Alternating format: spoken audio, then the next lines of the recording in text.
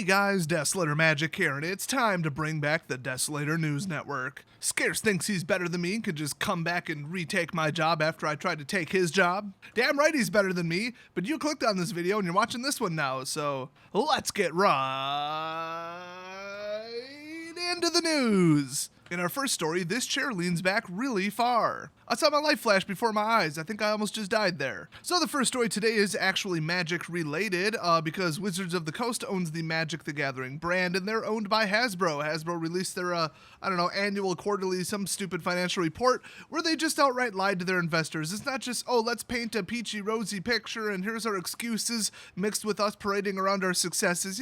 Typical stuff that you would expect. They are outright lying to investors. They are making false statements about how well some of their brands are doing, and it's really that simple. That is all there is to it. They are mixing things together that don't go together. They're saying Wizards is doing great because of D&D. Well, they failed to mention that they're being dragged down by Magic the Gathering, which is doing terrible. Rumor is they've outsourced some of their customer service to Mexico, so está muy mal if you ask me. So hey, make sure you spread the word, leave some comments in any of the major news stories where they're like, Hasbro's doing great. Hasbro is losing money, okay? They're not doing great. Wizards is doing terrible. They're dragging them down, and any kind of, Wizards is doing great is one single category. It's all fake. It's fake news. Fake news. Unlike the Desolator News Network, where 100% of the news that we shove in your face at light speed is 100% accurate and correct. Just like our next story today. Who's us? I don't know. It's just me and the voices in my head. And we're going to explain this next story for you. The company Charter, who bought Time Warner Cable in basically all 50 states, has been kicked out of New York State completely. They basically pulled their business license. They can no longer operate in the state because they said, okay, if you allow this merger to go through, where we acquire Time Warner, we'll roll out this, and this, and improve this, and do this, and do this. Well, it turns out they didn't do any of that, or at least not all of it. So after about a day or two of warnings and Charter doing nothing about it, they have been kicked out of the entire state. Oh, if only they would kick Apple out of, Ireland, allegedly. That's where they're organized now, as a tax dodge, and then they also didn't pay their taxes there.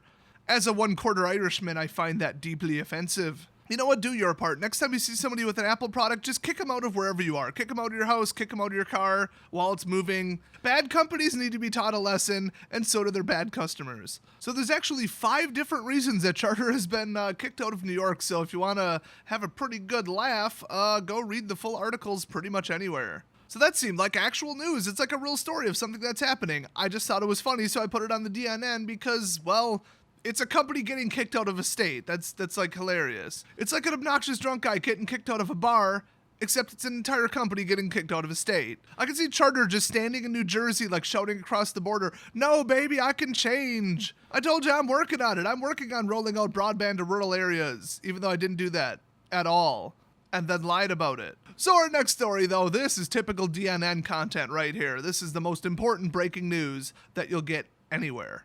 In North California, where South California tells you basically can't own a gun or use one under any circumstances, bit of a paraphrasing there, a 17-year-old teenager has broken into a couple's home to ask for their Wi-Fi password. Apparently, he wasn't having a whole lot of luck asking the other neighbors who I guess were outside, so he broke into somebody else's house. So they're not outside, let's go inside.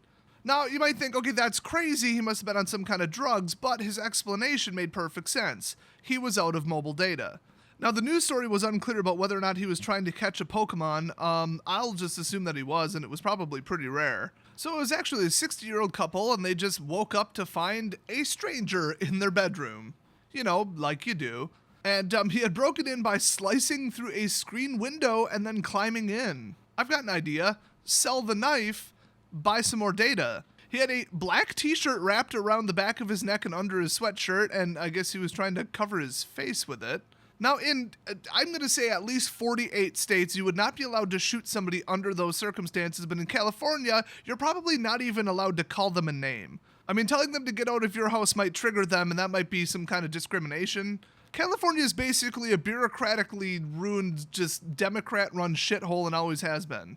Oh, and I completely support California splitting up into any number of states. Whatever gets the coast to the least amount of area, that would be what I would support. In fact, split it up on the San Andreas Fault because it's going to anyway.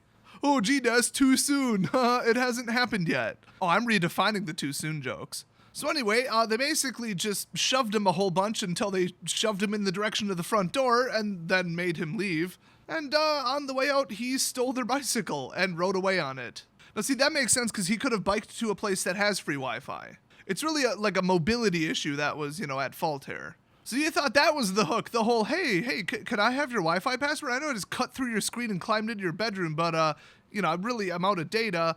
And then he stole their bike. The real twist is the city of Palo Alto offers free Wi-Fi to residents and visitors. It's unclear if that was true in the area that he was currently. Might be more of a downtown thing, not so much a residential thing, not really sure, but that is pretty funny. I mean, they're making it sound like he could have basically just walked literally anywhere else and gotten Wi-Fi. You know what I find the most offensive? You have to ask for the SSID and the password. Otherwise, you'll try to, jump on the neighbors and maybe their router was closer. You can't always tell by signal strength. By the way, I said in 48 states, I think Texas is not one of them, and I don't remember what the other one is.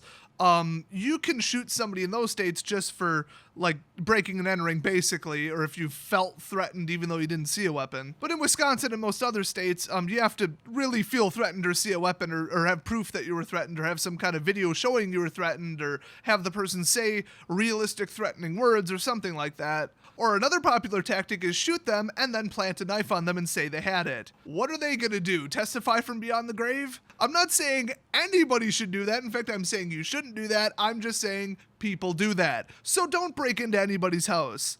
And once I've asked you to leave, don't steal their bike, you dick. Next up, I have to warn you guys about the biggest threat to computer security in the last decade. Getting a paper envelope in the mail from China with a burned CD on it with malware. Oh, I'm not kidding. This is the Desolator News Network. We don't play those games. We mostly play Far Cry 5. Pretty self-evident, actually. Now, okay, I will admit this might not directly affect you because these CDs were actually sent to, government agencies and, it was pretty local stuff. It wasn't like they sent it directly to the White House. I mean, what are you going to do? Put to Mr. Trump. And then on a Sharpie on the top of the burned CD, it just says, dank memes, please open. And then Trump will be like, yeah, I love memes. Pops it right in his computer. Sure. Okay, that'll happen. So they show up in just a letter postage stamped from China, an international letter. And it has a confusingly worded typed letter with occasional Chinese characters. And then, like I said, a burned CD with no label whatsoever. Well, except for the label indicating it's some garbage off-brand. Let me read a paragraph from it. The parade document is immediately filed and the input database is saved. Parade documents are immediately publicized. Whether to delete the public part or not must be accompanied by soliciting opinions from the Chinese embassy in the United States. Then, because the fireworks that were set off on the Independence Day of the United States were traditional varieties that had a history of more than 100 years, they remained unchanged and they were not creative. Guided fireworks were proposed to improvise stereoscopic dynamite and changing space fireworks. Oh, now you know Trump's going to open it. The basis is an existing warhead fuse and injects instructions into the muzzle. I wasn't going to read this much, but this is gold. The above two items have opened up a new commercial space, which is the integrated application and comprehensive application of the existing engineering technology. It is the integration of artificial intelligence. Artificially intelligent fireworks at a parade? What? This could be used to film new themes. The most prominent feature is that all the new technologies in the film are not fiction and dreams, not dramas, dreams. They are the first to be fully demonstrated in the scenes, props, and performances of the film. Application and after film screening, commercial applications are fully carried out. Unlike the traditional Hollywood fantasy science and technology blockbusters, it is no longer an additional sale of props. It goes on, but you get the idea. Somebody would read this and be like, what? And then immediately put in the CD. Maybe it was purposely translated incorrectly just as a ploy. So what is on the CD, you might ask? Well, for starters, Mandarin language Microsoft Word .doc files, Really? They haven't downloaded the new version since '07 so they can get a DocX? Actually, I think DocX is like way more secure. That actually makes sense. Well, and they said that they injected, obviously, malicious Visual Basic scripts in it. I mean, if you haven't heard about that one, where have you been for the last 15 years? Remember, never open suspicious doc files and never click on suspicious links or suspicious Zeldas.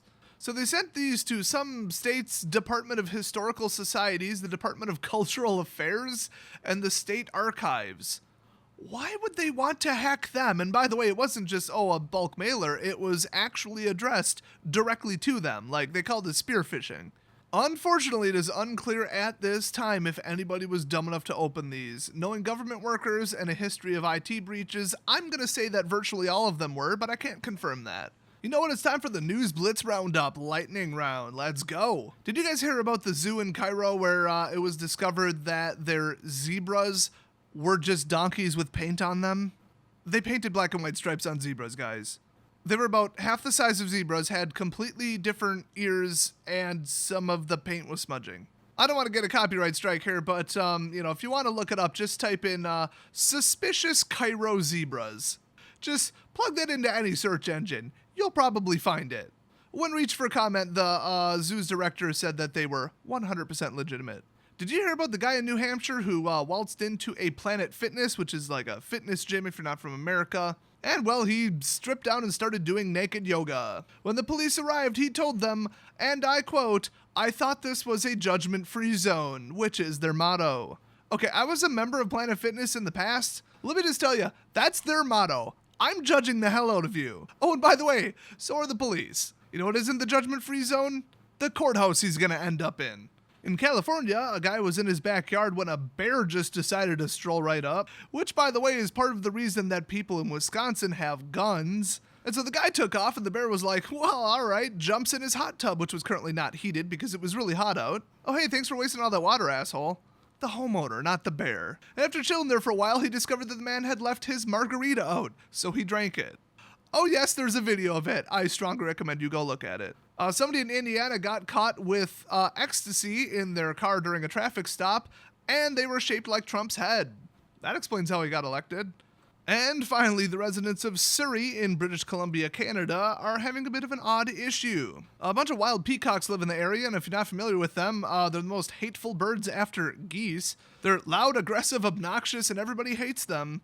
But they're a somewhat protected species in the area. So now, instead of just waking people up at 6 a.m. by squawking like, as they put it, a really, really pissed off baby, anybody who owns a black-colored car with a pretty glossy paint job has noticed that the peacocks are seeing their reflection in the car, failing to recognize, themselves, and then attacking their own reflection, and thus the car. A whole bunch of luxury cars were damaged by these damn peacocks, and the residents aren't allowed to do anything about it.